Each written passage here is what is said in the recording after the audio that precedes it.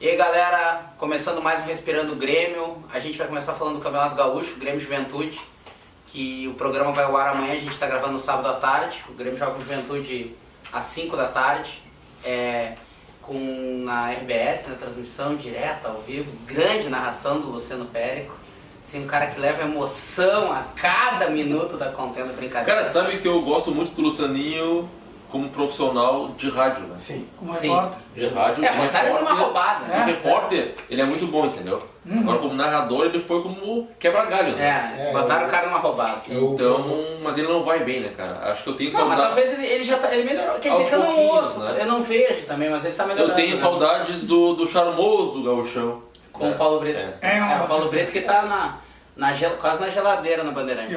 Galera, ele saiu da Bandeirantes. Saiu? Ele criou um espaço de imprensa na beira da praia de Capão da Canoa. Nossa. E aí, a partir Peraí, onde é que é pra eu anotar pra ir semana que vem? Calçadão. Certo! E aí, que eu vou. Depois que acabar a temporada Como é que eu não sabia isso, velho? Pois então, né? Quando acabar a temporada de verão, ele se muda pra Gramado. O espaço muito é o massa. charmoso espaço Paulo Brito. Esse é o nome. Uma coisa assim nesse sentido, não vou me lembrar o nome. E do Lucianinho, é aquilo, né? Bem como o Edu falou, né? E botaram nós estamos na corneta hoje. Não, mas botaram ele numa roubada. Não tem tu, vai tu mesmo. Coitado do cara. Uma dúvida, o Paulo Brito convida o Batista pra ir lá no verão. Sem ar-condicionado. Batista, o cara acho que ele convida pra falar assim, ó. E esse calor, hein, ô Batista? Galera, a gente tá até sorrindo, mas o Leonardo não pôde estar aqui hoje. Um problema familiar e... Força aí, Leonardo, a gente sabe que é uma situação extremamente difícil, não tem muito o que falar, até porque a gente não tem nem intimidade para isso, mas desejar ele força e não tem muito o que fazer nessas horas. E conte conosco, né? Conte conosco. Se ele precisar, exatamente. Vamos aí. Qualquer desabafo que, o Léo sabe que a gente tá junto, né? Nosso parceiro aí. Tamo junto. Muito. Então, galera, Gauchão, o Luan amanhã não joga, hoje, né, amanhã, enfim. Mas parece que o Renato ia manter aquele esquema sem centroavante fixo, tanto que o Jael e o Tony Anderson não estavam cotados para jogar, mas com a contusão do Luan, agora os dois estão cotados para entrar no lugar do Luan, né? Aí provavelmente Cícero viria mais pro meio, com um dos dois fazendo o homem de referência. Primeiro, o Renato não está insistindo um pouco nesse esquema sem o camisa 9?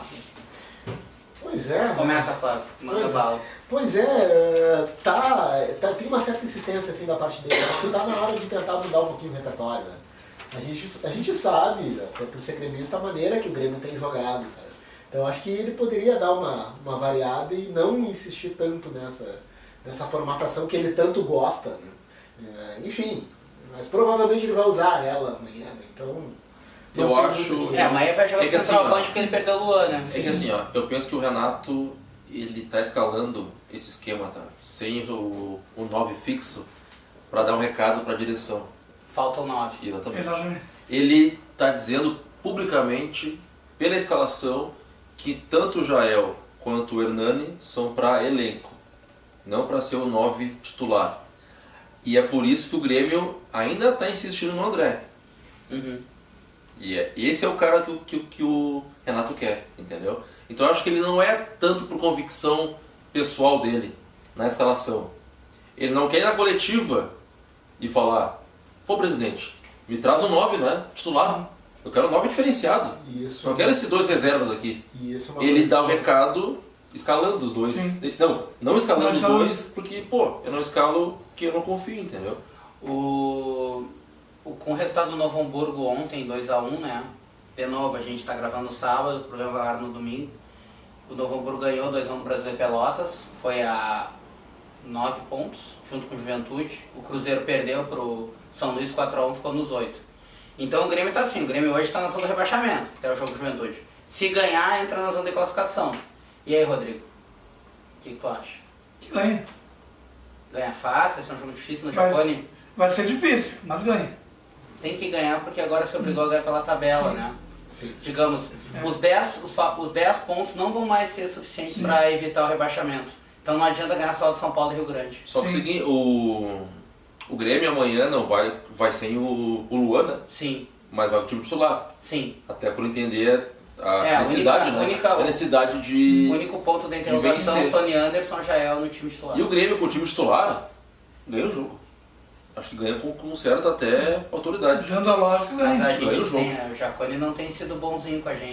Vem com os históricos, né? Não, mas é que o jogo é a gente tem que olhar para o passado para aprender a fazer no futuro. Sim, né? sim. A história ensina. Vários anos de Grêmio era favorito com o Juventude e a gente se deu mal no Jaconi, por causa do Jaconi. Por outro lado, quanto mais tempo tu não ganha, mais perto tu tá de ganhar. Exatamente, era esse o ponto que eu ia tocar. Acho que tem digamos assim, esse pequeno tabu, mas está na hora de ir lá e ganhar, enfim. E ganhar bem, né? E ganhar bem. O Grêmio é mais time. Bom, eu já falei em outros programas aqui, o Grêmio é mais time do que todos que estão no Gauchão. Só que, claro, na prática não está, de fato, comprovando isso. Mas é. Então, até como o Rodrigo falou, acho que amanhã vai o Jaconi, vai ganhar o jogo.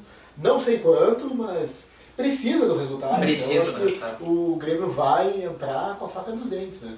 Até porque, vamos combinar uma coisa, ganhando amanhã e ganhando do São Paulo de Rio Grande, a gente pode até se dar o luxo de ir para o clássico, eu não digo de sangue doce, mas sem a necessidade do resultado. Eu acho que talvez até o empate. Que é fundamental. Porque na verdade hoje tem aberta essa 8ª vaga, né? São Paulo, que Grêmio, Novo Hamburgo, São Paulo, Juventude e Cruzeiro a disputam, né? Sim. Porque o Avenida joga em casa com Caxias e ganhar vai a 13. Praticamente inviabiliza uma 7ª colocação. Sim. E o fato do Grêmio jogar com o Monagas só em abril, né, ajuda a focar no gauchão, colocar o time titular e buscar o título.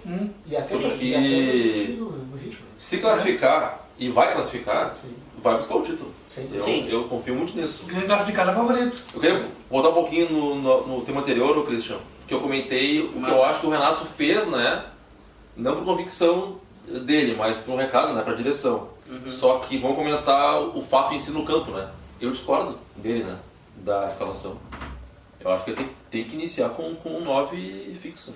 É. Amanhã tem 2 perigos pro Grêmio, né? O Guilherme Queiroz, que é o artilheiro do Campeonato Gaúcho, que joga no Juventude.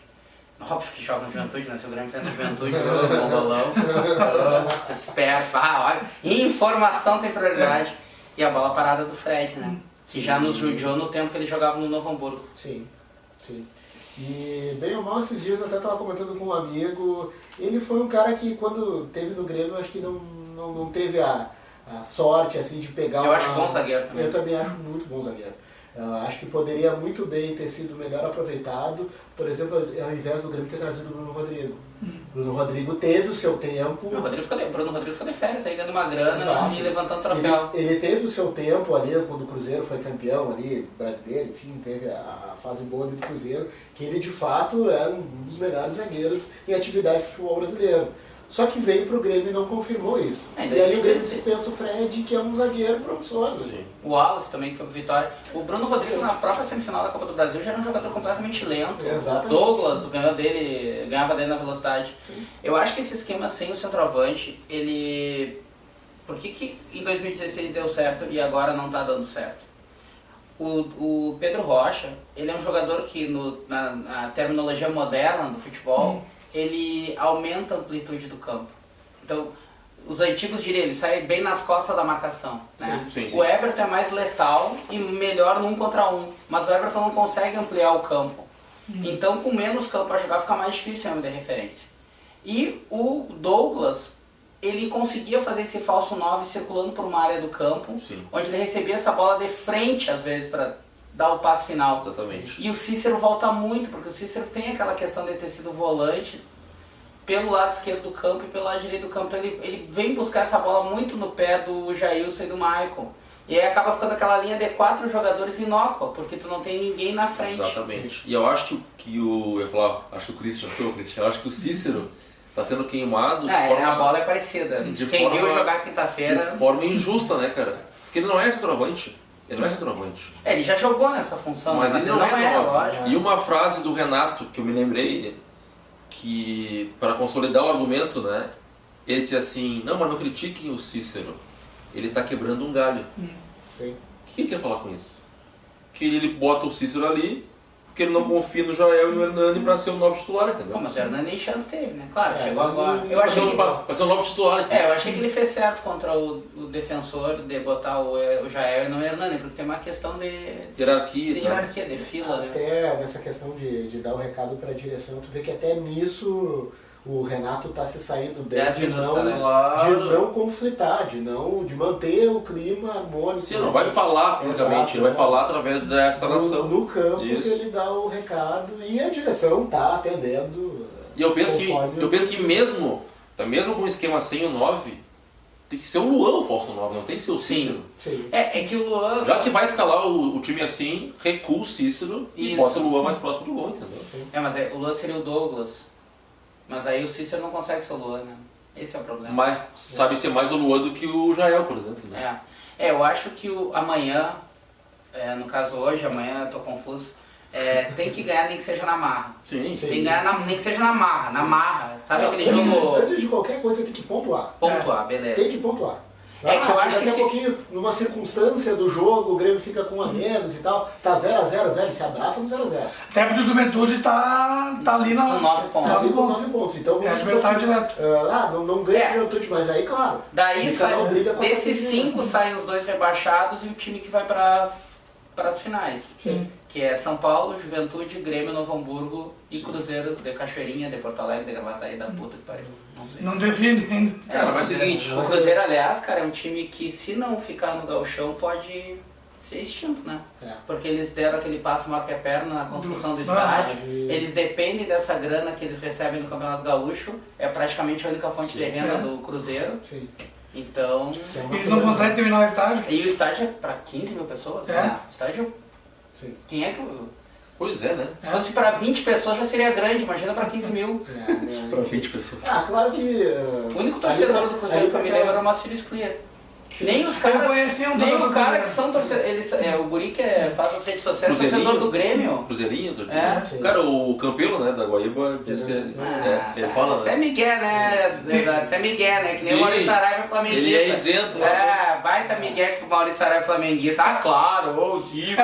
Tem lá na Algeria, onde mora minha avó, tem um senhor que ele é cruzeirista e tem até a carteirinha do Cruzeiro. Ah, não, esse aí eu Ele acredito. é velhinho, sim. O Sclier era Cruzeiro, quando o Cruzeiro ficou aquele tempo fora, que ele passou a torcer para Internacional por uma questão de ter um time para torcer. Né? Sim. É o único que eu Não, conheço. mas a questão ali da arena, como eles chamam, porque eu visitei as obras uns 2, 3 anos atrás, fazendo um freela, assim, enfim. E aí o professor, o presidente, o Dirceu de Castro, ele disse que a ideia era ter o estádio, enfim. E que a cidade abraçasse o clube, né? Que foi o que não aconteceu. É difícil, né? E aí eles E queriam não tem o fazer... estádio ainda. E é próximo a Porto Alegre, o cara vem no Beira-Rio, vem na arena se quiser ver o jogo. Não, e aí eles fizeram ali naquela região pensando muito nisso, porque é muito próximo da entrada da cidade. Sim. Né, ali no Distrito Industrial. E aí ele já pensando não só nos jogos, mas shows, entre outros eventos, só que não sai, a obra não termina. Não termina. Esse cara, ele ressuscitou o Cruzeiro de ele conseguiu botar, foi até a Série D, o Cruzeiro disputou, mas tá difícil. Tá difícil. Galera, então... Mas o Grêmio, se o Grêmio reserva, né, com um misto de 1 ou 2 titulares, venceu bem no Novo Hamburgo, o Grêmio titular vai ganhar do Juventude. Tomara. Tu vai estar lá? Vou. Tá. Para fechar então esse programa aí, mandando de novo um grande abraço pro Leonardo aí, desejando toda sorte nessa luta que ele vai ter pela frente. E falar de um documentário que entrou no Netflix, os 3 primeiros episódios, Prima Esquadra, que é sobre a Juventus, que começa... O documentário é sobre a temporada da Juventus, a luta para conquistar a Champions League, né? Que a Juventus foi a 9 finais de Copa dos Campeões da Champions League, só ganhou 2 vezes. E também o 7º Scudetto. Eu já fui torcedor da Juventus, hoje eu não sou mais. Porque eu acho que a Juventus faz a mesma coisa que o Bayern, sabe? Contrata os melhores jogadores dos outros clubes. E enfraquece. Tirou o Pjanic da Roma, tirou o Higuaín do Napoli, isso eu acho uma puta sacanagem. Acaba com a competitividade interna do campeonato, que era o melhor campeonato da Europa nos anos 80 e 90. E... Saudoso campeonato italiano. Pô, a transmissão na Band domingo. nossa Luciano senhora. Vale e Silvio Lancelotti. Silvio Luiz também. Nostalgia, né? Nostalgia pura. Prima Esquadra, os 3 primeiros episódios são Netflix, além dos jogos da Juventus, eles não mostram todos os jogos, né? Pegam alguns jogos durante a temporada, também mostram os bastidores do clube, aí tem matéria com o Pjanic, com o Douglas Costa, com o Higuaín, com o Chiellini, com o Buffon, obviamente. Sim. Tem no Netflix 3 primeiros episódios, e eu recomendo para conhecer um pouco dos bastidores de um time de futebol, como funciona, e principalmente a pré-temporada da Juventus, que eu achei muito legal, que é só no jardim da casa dos caras da Ferrari lá. Tem um campo de futebol e a galera vê o jogo na volta, assim. Sim. E eles fazem o jogo do time o primeiro, né, o time principal, com o time Primavera, que é como eles chamam as categorias de base na Itália. Legal. Então vale a pena, Prima Esquadra, tem no Netflix 3 primeiros episódios. Sem tanto sorriso na cara, é só mandar aquele abraço pra vocês e até a próxima, galera.